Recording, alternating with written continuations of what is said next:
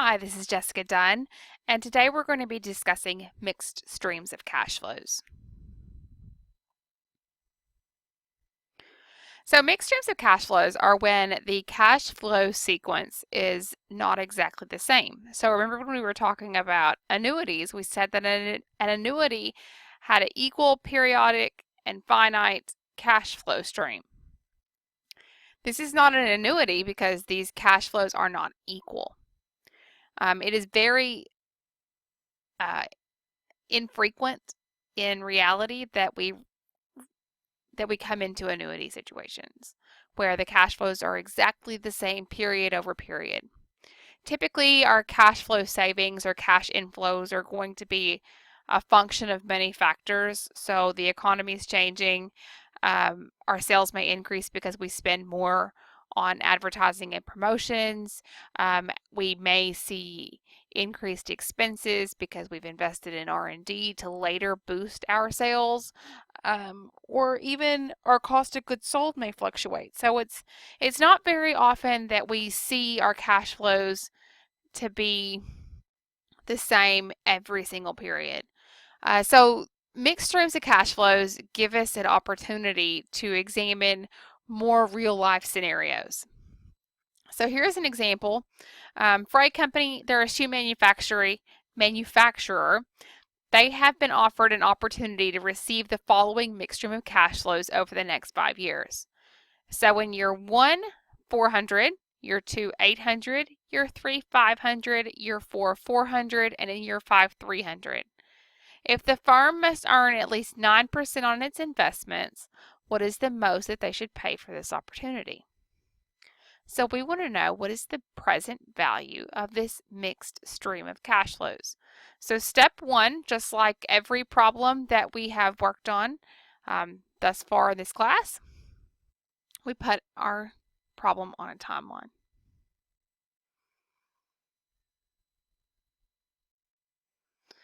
So 400 in year 1, 800 in year 2, 500, 400, and 300.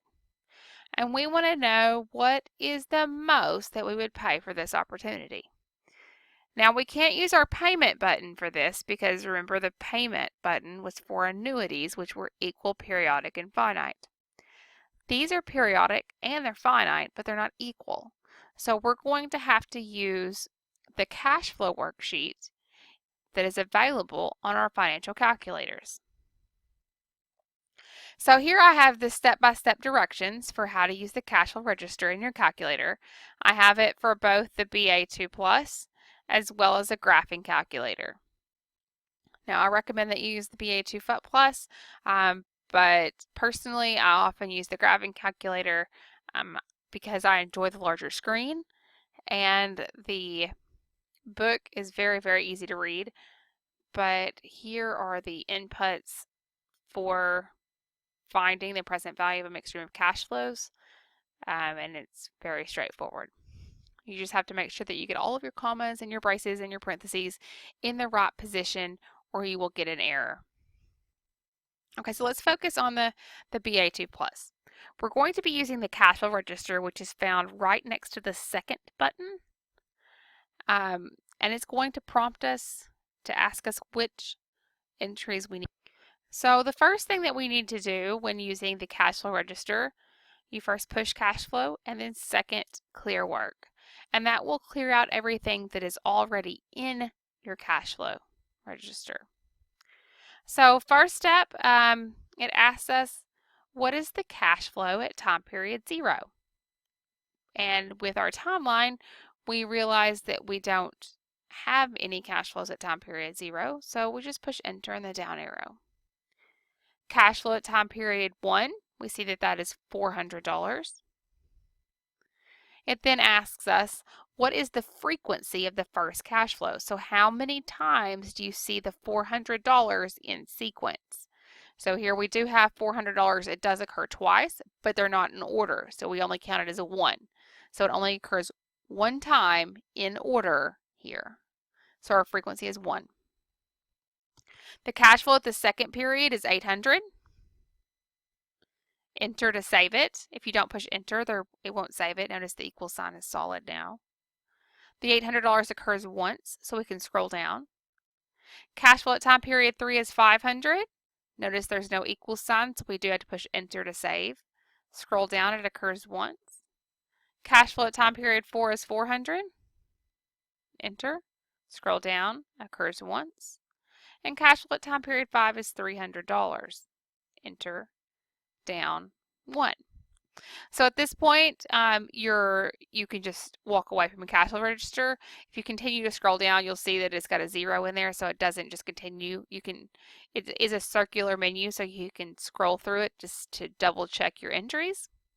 But once you are finished inputting your cash flows, the second step is to use the net present value function, NPV, which can be found right here.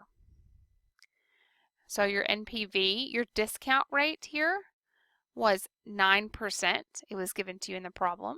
So this is within your time value of money program. So you push 9 whole number, enter, down, top of your screen, it prompts you to push compute, and you get $1,904.76. So the present value, $1,904.76. That's the present value of this cash flow stream. So that's the most that they'd be willing to pay for it. If they were able to pay less than $1,904, then they would be earning more than 9%, which would be agreeable to them. So the most they're willing to pay is $1,904.76. We just did that. So what is the present value of this uneven cash flow stream? So let's practice our skills. So we know that we're going to use our cash flow register. It's going to ask us our cash flow at time period 0. We don't have anything there, so that's 0. Cash flow at time period 1 is 100. The frequency of that cash flow is 1. The second cash flow is $300. And that $300 occurs 2 times in order. The cash flow, the third unique cash flow, is a negative $50, and it occurs once. If you're not comfortable with using the frequencies, you don't have to do that. Instead, you could have put cash flow 2 is 300 with a frequency of 1, cash flow 3 is 300 with a frequency of 1, cash flow 4 is a negative 50. It just saves you a step from having to type in the $300 twice. Once you've inputted that, you use the net present value button, enter in your discount rate of 10%, and that's a whole number 10% because you are in your time value of money. Enter down and compute, and you should get $530.08. Let's work it together. Okay, so I'm going to push the cash flow register and then clear it out. So at time period 0, 0, we have 100, enter, down, frequency of 1. Cash flow 2 is 300, enter, down, 2, enter, down. Cash flow 3 is a negative 50.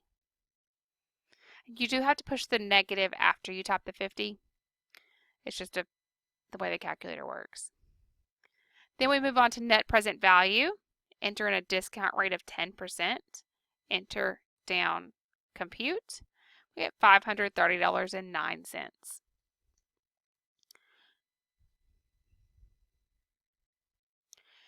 Now, to find the future value of a series of cash flows is a bit more involved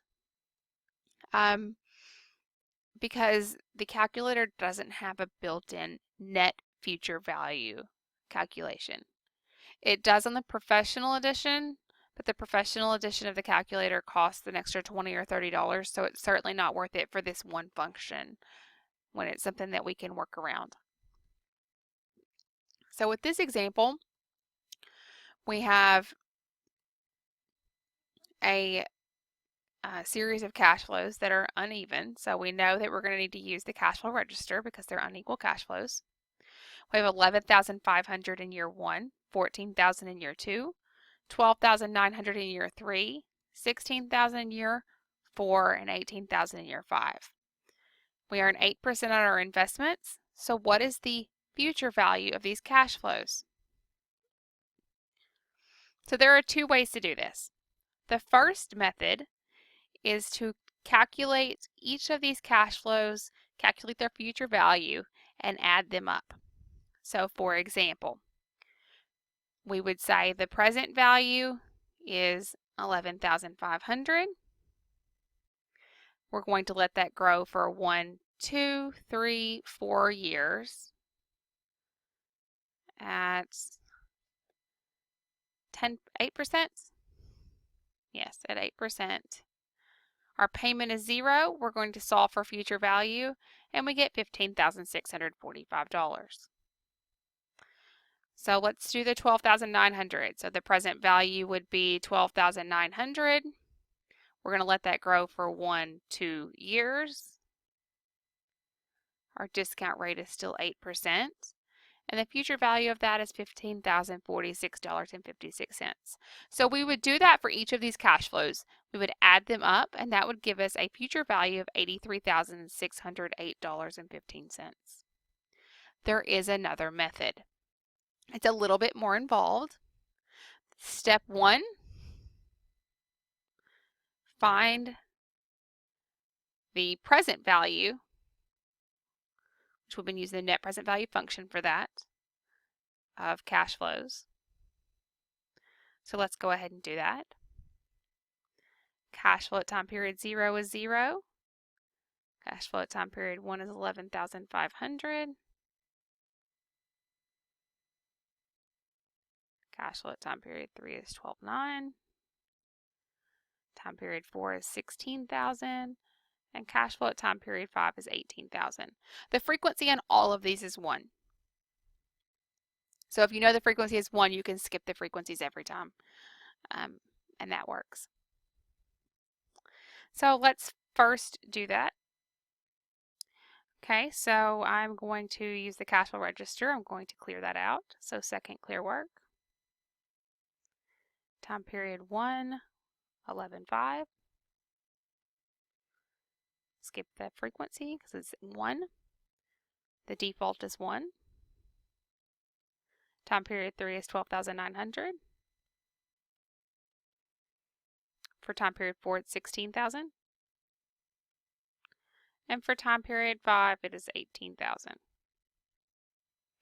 going to push the net present value function. Enter in my discount rate of 8%. Enter. Down.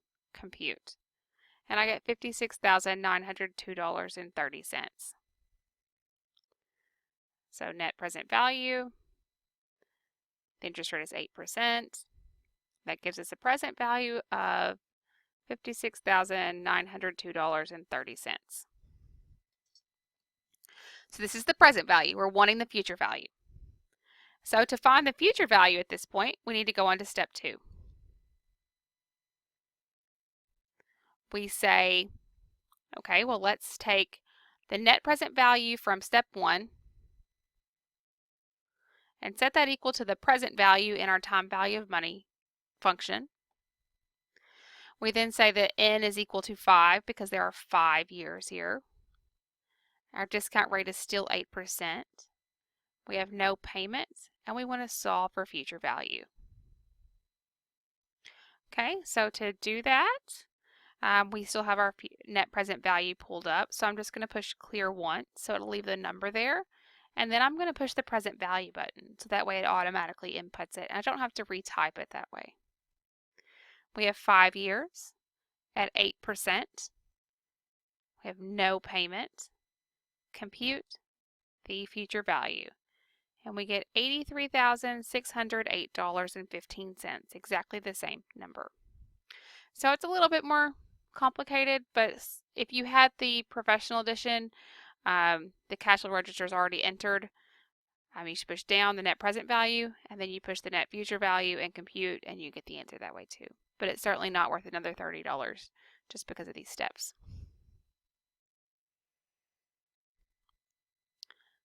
So same problem.